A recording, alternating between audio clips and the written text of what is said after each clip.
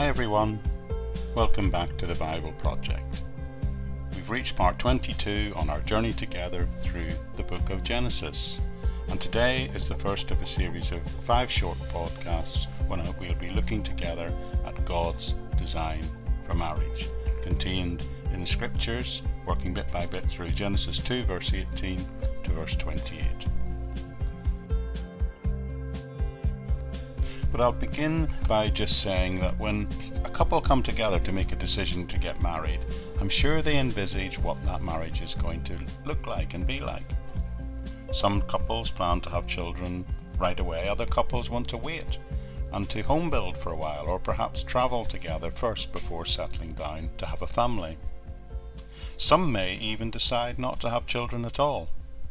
But my main point I'm making here is that when a couple embark on marriage, they usually have some kind of future vision, some sort of anticipation as what that marriage might look like. And the question I would like to ask this morning is, when God contemplated the concept of marriage and created it, what did he have in mind? Did he have a plan? And if so, what was it? What I'd like to do this morning is to begin to work through these verses in Genesis over the next 5 episodes and make 5 points based on this passage about what the Bible teaches here about marriage. I think it's particularly important to look at this issue because in recent years we find the whole concept of marriage as described in the Bible being challenged, which is why I believe it's important as Christians to look and see what the Bible, and most importantly what Jesus, said about the concept of marriage. I believe this text in Genesis will tell us 5 straightforward things that God planned into marriage. Straightforward, but very significant nonetheless. These 5 things, I believe, lay down the biblical framework for the institution of marriage. And the first thing that we can draw upon is found in chapter 2 verse 18, where it tells us this: "Then God said, it is not good for man to be alone. I will make a helper suitable for him." Now this one verse says several things, but included in those things is the primary statement that God created marriage. Or to say the same thing another way, marriage is God's institution. The reason that this is particularly important is because if God created marriage, then marriage was not instituted by some sort of elected government or legal institution. God created marriage and gave it to the whole human race. Marriage is even more than a Christian institution. Marriage was a gift of God to the whole human race. And very importantly, we should know that God instituted it even before the fall of man.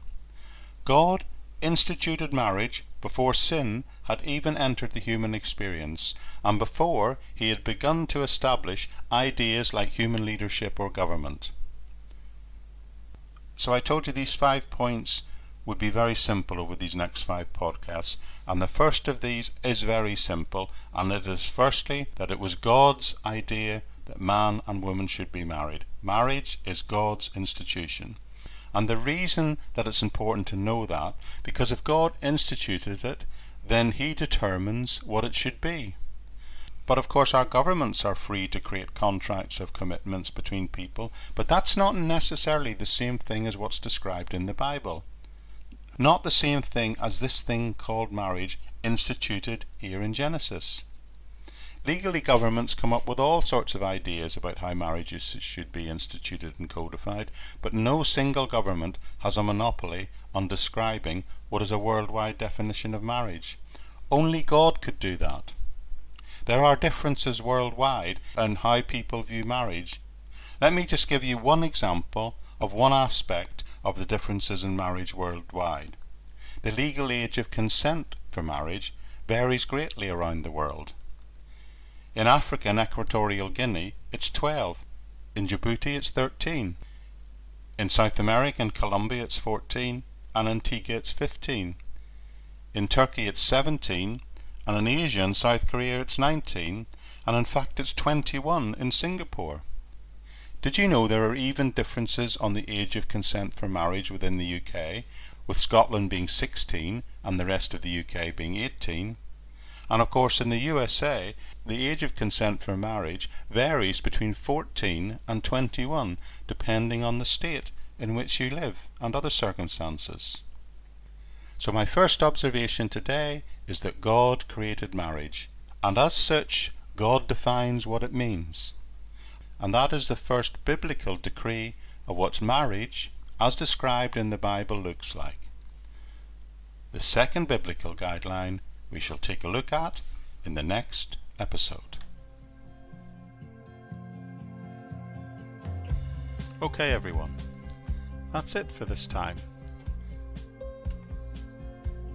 Now the place to go for all the links to this ministry and other ministries and podcasts that I do is the podcast notes section of this podcast on the Buzzsprout website. There you'll find links to the Facebook page, my YouTube channel, the sister podcast, the Living in Faith Everyday podcast, and also links even to my SoundCloud page where I create the background music and sound design for this podcast. And there's also, even if you're that way inclined, a place where you can support the podcast and the other ministries to the tune of £1 a month, which really helps with the funding and costs of doing this. But other than that, I really trust you've been blessed by our time together, and I hope to see you all here again very soon.